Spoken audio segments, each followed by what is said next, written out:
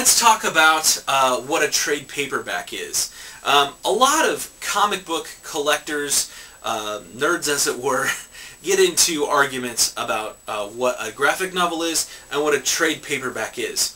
Now, the word graphic novel, I think, in my opinion, is a broad umbrella term that includes all sorts of books that are used to collect comics, illustrations, and stories. Now, you could have very childlike books that include very childish stories collected in a graphic novel, or you could go all the way to the extreme and have very adult-centered, mature books that are the whole swath, and you've got a continuum there between them.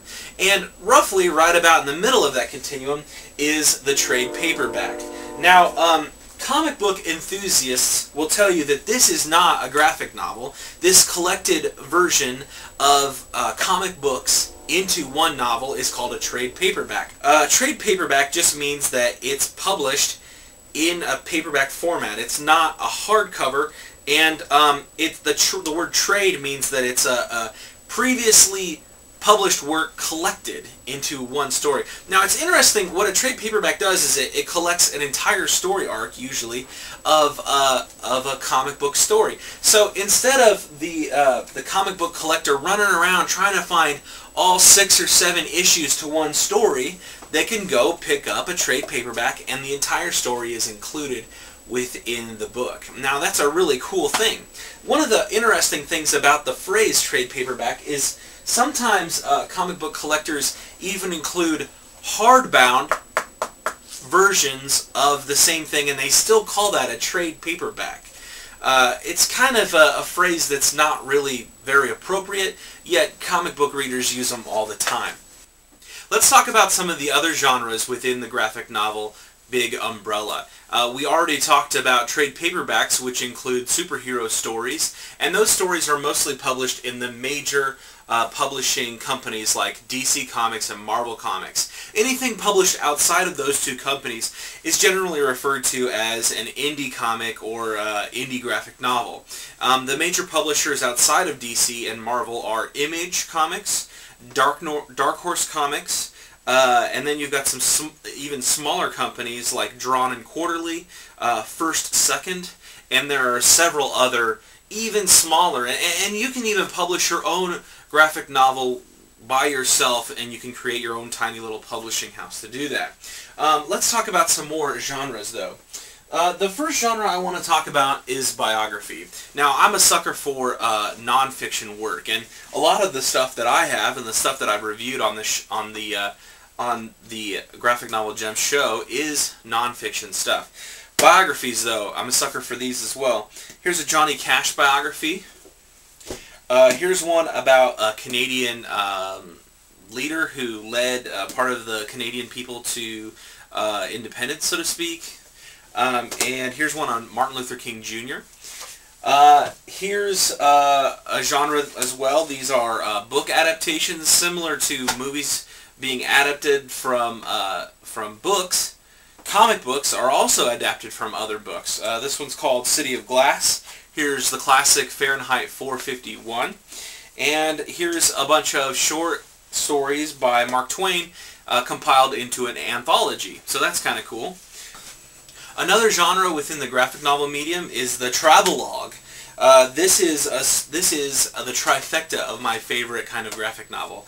It's a travelogue, it's an anthology, it's nonfiction, and it's a graphic novel. So all of those things are amazing, and there's a few travelogues out there. This is the only travelogue anthology that I have. There might be others out there. Other travelogues done by Guy Delisle. He's an amazing artist. Pick up his work. We'll be reviewing some of his stuff soon. There is textbooks, even. This is a textbook on postmodernism, and it's a graphic novel. There's a lot of words to it, but yet there's still sequential art with word balloons, thought balloons, that sort of thing. Here's a textbook about making comics. Scott McCloud, famous publisher, has done 3 major graphic novels about the genre of graphic novels and comics in general, and these are textbooks. There's True Stories. This is a copy of the 9/11 report that was commissioned by Congress several years ago, and somebody took the report and made it into a graphic novel. This is a story about the Protocols of the Elders of Zion, which was this fake letter that was created. Well, I won't get into it. Maybe I'll review that book later. But it has a similar genre to this book here. There's also journalism. Here's a graphic novel about the Afghanistan war when it first started. Here's a graphic novel about Bosnia during 1992 to 95 when that whole conflict was going on. And it's done by Joe Sacco, an amazing artist, amazing journalist. Getting a lot of rapport in the journalism community and the graphic novel community. Let's see, what else have I not talked about? Like I said, here's a pure indie graphic novel that's trade paperback as well. So it kind of crosses both the superhero kind of trade paperback format into the indie kind of story.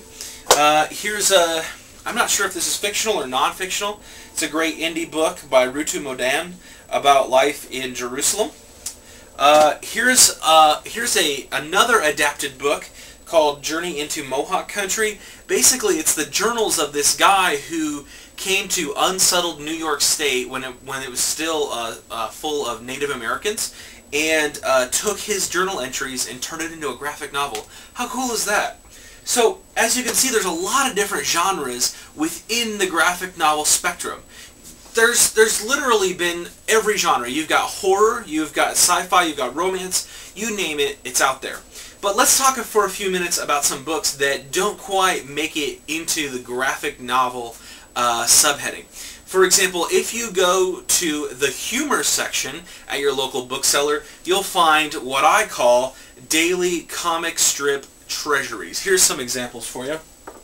Of course, we've got the ever classic and the best comic ever in newspaper format, Calvin and Hobbes. And this is just a collected work of Calvin and Hobbes. Takes all of the strips that came out daily and puts them into a book.